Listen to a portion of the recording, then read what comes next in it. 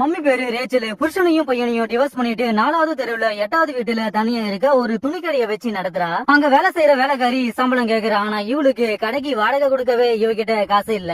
காலையில 10 மணிக்கு கடையை திறப்பா, 10 மணிக்கு மூடிடுவா. மறுநாள் கடையை திறந்தா இவ புருஷன் ஓடி வரான். இவளை தனியா கூப்பிட்டு 2 வாரமா நம்ம பையனை காணும், அவன் உன்னை தேடிக்கிட்டு இங்க வந்தா நானும் கேக்குறான். ஆனா மம்மி இவனை டிவோர்ஸ் பண்ணிட்டு வரும்போது பையனுக்கு 5 வயசு. இப்போ அவன் வயசுக்கு வந்த பையன், அவன் எப்படி இருப்பான்னு கூட இவளுக்கு தெரியாது. இவனும் போட்டோவை காட்டி நீ அவனை பார்த்தா எனக்கு கால் பண்ணுன்னு சொல்லிட்டு ஓடியே போயிட்டான். மம்மியும் சின்ன வயசுலயே என் பையனை விட்டுட்டு வந்துட்டுமேன்னு இவளுக்கு குற்ற உணர்ச்சியா இருக்கு. அன்னைக்கு நேற்று கடையை மூடிட்டு இவ வீட்டுக்கு வரும்போது ஒரு பையன் அடிபட்டு கீழே வந்து கிடக்குறான். அவன் இவ பையன் மாதிரியே இருக்கான். உடனே மம்மி அவனை வீட்டுக்கு இழுத்துக்கிட்டு போய் அடிபட்டு அவன் கைக்கு மருந்த போடுறான். இவன் என் பையனா இருப்பானோன்னு இவளுக்கு டவுட்டா இருக்கு. இவளும் கிச்சனுக்கு போய் தண்ணி கொண்டு வந்து பார்த்தா அவன் ஓடியே போயிட்டான். மறுநாள் இவ புருஷன் இவளுக்கு கால் பண்ணி நம்ம பையன் இறந்து போயிட்டான்னு சொன்ன உடனே இவ மிரண்டு போயிட்டா. ஆனா புருஷன் நீ பையனை பார்க்க வரக்கூடாதுன்னு வார்னிங் கொடுக்குறான். ஏன்னா அவன் இறந்ததுக்கு காரணமே இவதான். ஆனாலும் பையனோட கல்லறைக்கு போய் பையன் கிட்ட மன்னிப்பு கேக்குறா. என் பையன் என் கூட இருந்திருந்தா இப்படி நடந்திருக்காதுன்னு இவ ஃபீல் பண்றா. கொஞ்ச நாள் கழிச்சு மம்மி வேலையை முடிச்சிட்டு வரும்போது அந்த பையனை பாக்குறான். இவன் பேரு ஜானு. ஆனா அவனுக்கு இவ யாருன்னே தெரியல.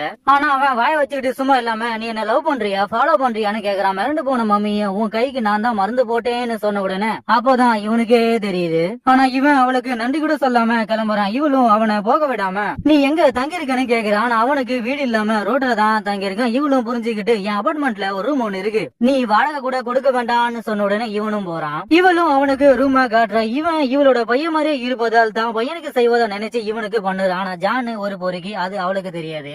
அன்னைக்கு நைட்டு மம்மி இவனுக்கு சாப்பாடை போட்டுட்டு போயிட்டு ஆனா அவன் இவளோட பணத்தை திருடிட்டான். அங்க வந்து மம்மியும் இதை கண்டுபிடிச்சிட்டா. ஆனா அவனை திட்டாம வேணும்னா இன்னும் கூட பணத்தை எடுத்துக்கோன்னு சொன்ன உடனே இவன் மெசல் ஆயிட்டான். அன்னைக்கு நைட்டு தூங்கிட்டு இருந்த மம்மி எழுந்து ரெஸ்ட் ரூமுக்கு வர. ஆனா ஜானு அவனோட ரூம்ல இல்ல, ஆள்ல படுத்து தூங்கிட்டு இருக்கான். உடனே மம்மி அவனை எழுப்பாம அவன் மேல போர்வையை போட்டுட்டு போயிட்டா. ஆனா ஜானு தூங்கவே இல்ல. யாரையா இவ ரோட்ல இருந்த என்ன வீட்டுக்கு கூட்டிட்டு வந்து பணம் எல்லாம் கொடுக்கறாளேன்னு இவனுக்கு டவுட்டாவே இருக்கு. மறுநாள் ஒரு பொம்பளை மம்மி கிட்ட ஓடி வந்து இந்த வீட்டோட ஓனர் இப்போ எங்க இருக்காருன்னு கேக்குறா. மம்மியும் கொஞ்ச வருஷத்துக்கு முன்னாடி இந்த வீட்டோட ஓனர் இந்த வீட்டை என்கிட்ட வித்துட்டு அவரு போயிட்டாரு, அவரு இப்போ எங்க இருக்காருன்னு எனக்கு தெரியாது அப்படின்னு சொல்லியும் இந்த பொம்பளை நம்பவே இல்ல. அங்க இருக்கிற ஓனரோட காரை இவ பாத்துட்டா. உடனே அங்க வந்த ஜானு ஓனர் இந்த காரை என்கிட்ட வித்துட்டு போயிட்டாருன்னு போய் சொல்றான். இவளும் நம்பிட்டா. இவளும் இவனோட பையன் இவன் நினைச்சுக்கிட்டு சாரி கேட்டுட்டு போயிட்டா. ஆனா ஜானு இந்த வீட்டோட ஓனர் எங்கன்னு கேக்குறான். இவளும் இந்த வீட்டோட ஓனர் அவரோட பொண்டாடிக்கு பயந்து ஊரை விட்டு ஓடிட்டாரு, ஆனா அவரோட கார் மட்டும் இங்கதான் இருக்கு, வேணும்னா நீ யூஸ் பண்ணிக்கோன்னு சொன்ன உடனே ஜானு அந்த பொம்பளை நான் உன்னோட பையனை நினைச்சுக்கிட்டான்னு சிரிக்கிறான். ஆனா மம்மி இங்க இருக்கிற எல்லாருமே அப்படிதான் நினைச்சுக்கிட்டு இருக்கான்னு சொல்லிட்டு வேலைக்கு கிளம்பிட்டா. ஆனா நேற்று மம்மி வேலையை முடிச்சுட்டு சூப்பர் மார்க்கெட்டுக்கு போய் சரக்க வாங்குறா. அப்போ காணவில்லைன்னு இவ பையனோட போட்டோ அங்க இருக்கு. அத பார்த்த உடனே கடுப்பாகி அதை கீச்சிட்டு வீட்டுக்கு வர. ஜானு எங்கன்னு தேடி போக்குறான். ஆனா அவன் பீடி பிடிச்சுக்கிட்டு இருக்கான். இவளும் திட்டாம வீட்டுக்குள்ள பீடி எல்லாம் பிடிக்க கூடாதுன்னு வார்னிங் கொடுக்குறான். ஆனா அவன் கேட்காம இவளுக்கே பீடியை கொடுக்குறான். ஆனா இது வேற பீடி, அது தெரியாம மம்மியும் பிடிக்கிற போதையாயிட்டா. இவளும் போதையில அவன் கைக்கு மருந்த போட்டுக்கிட்டு உனக்கு டேடி மம்மி இல்லையான்னு கேக்குறான். அவனும் எனக்கு டேடி இல்ல மம்மி இருக்காங்க, 2 பிரதர்ஸும் இருக்காங்கன்னு சொல்லிக்கிட்டு இருக்கான். ஆனா அவ அதை கேட்டுக்கிட்டே தூங்கிட்டா. உடனே ஜானு அவன் மேல கைய வைக்கிறான். எங்க அங்க அவளும் முடிச்சுக்கிட்டா. இவனை அடிப்பான்னு பார்த்தா சிரிச்சுக்கிட்டு குட் நைட் சொல்லிட்டு போயிட்டா. மறுநாள் மம்மி ஜானுக்கு நீச்சல் அடிக்க சொல்லி கொடுக்குறா. அப்போ அங்க வந்த இவ புருஷன் பையன் மாதிரி இருக்கிற ஜானை பார்த்துட்டு மெசல் ஆயிட்டான். இவளும் புருஷனை அடிச்சு துரத்துற. ஆனா அவன் கேட்காம இன்னைக்கு நைட்டு நீ என் கூட ஹோட்டலுக்கு வர முடியுமான்னு கேக்குறான். இவனும் வேற வழி இல்லாம போறா. அவனும் இவளை மேட்டர் பண்ண பாக்குறான். ஆனா என்னால முடியாதுன்னு சொல்லிட்டு ஓடி வந்துட்டா. மறுநாள் சண்டே மம்மியும் கடையை மூடிட்டு எங்கேயாவது வெளியே போலாமான்னு ஜான கூப்பிடுற. அவனும் யாருமே இல்லாத காட்டுக்கு இவளை ஈத்துக்கிட்டு போறான். ஆனா மம்மி இங்க வந்ததே இல்ல. அவனும் எல்லாத்தையும் அவுத்து போட்டுட்டு குளிக்க போயிட்டான். இவளும் மிரண்டு போயிட்டா.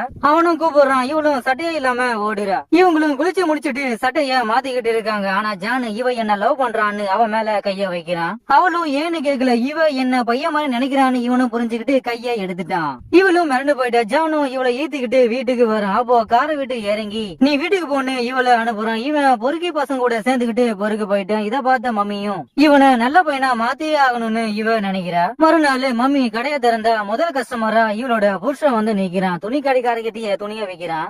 இந்த துணி இவங்க பையனோட துணி. இந்த துணியை வச்சுக்கிட்டு நான் என்ன பண்ண போறேன்னு இவ புருஷனும் இவகிட்ட கொடுத்துட்டு போயிட்டான். உடனே மம்மி ஜானு கிட்ட ஓடி வந்து இந்த துணியை அவங்கிட்ட கொடுக்குற. அவனும் போட்டு பாக்குறான். இவளும் அவன் சட்டைக்கு பட்டனா போடுறா. பையன் மாதிரியே இருக்கான்னு இவளும் மிரண்டு போயிட்டா. ஃபீல் ஆயிட்டா. அழுதுகிட்டு அவங்கிட்ட சாரி கேட்டுட்டு போயிட்டா. ஆனா நேற்று ஜானு வாந்தி எடுத்துக்கிட்டு இருக்கான். ஒரு பையன் கிட்ட இவன் திருடும் போது அவன் இவனை அடிச்சிட்டான். இவனோட ஃப்ரெண்டும் என்ன ஆச்சுன்னு கேக்குறான். கடுப்பான ஜானு அவன் கிட்ட பொருள் இருந்ததுன்னு ஏன்டா என்கிட்ட சொல்லலன்னு இவன் அடிக்கிறான். உன்னை நீதாண்டா காப்பாத்தினு அவனும் முறைக்கிறான். உங்ககிட்ட ஃப்ரெண்ட்ஷிப் வச்சது என்னோட தப்புடான்னு அவனை தள்ளி விட்டுட்டு போறான். அன்னைக்கு நைட்டு மம்மி தூங்கிட்டு இருக்கா. அப்போ ஒரு சவுண்ட். இவளும் அங்க போய் பார்த்தா ஜானு குளிச்சுக்கிட்டு இருக்கான். ஆனா அழுதுகிட்டு இருக்கான். இவளும் அவனை குளிப்பாட்டி அவனோட கண்ணீரை துடைக்காம இவ கையால தண்ணீரை வர வச்சு மருந்து போடுறா. புரிஞ்சவன் புரிஞ்சுக்கோ. அன்னைக்கு நைட்டு மம்மி பாருக்கு போனா இவ புருஷன் வந்து நிக்கிறான். ஏன் என் பின்னாடியே வந்து என்ன தொலை பண்ணிக்கிட்டு இருக்கேன்னு கேட்ட உடனே அவனும் கோச்சிக்கிட்டு எழுந்து போயிட்டான்.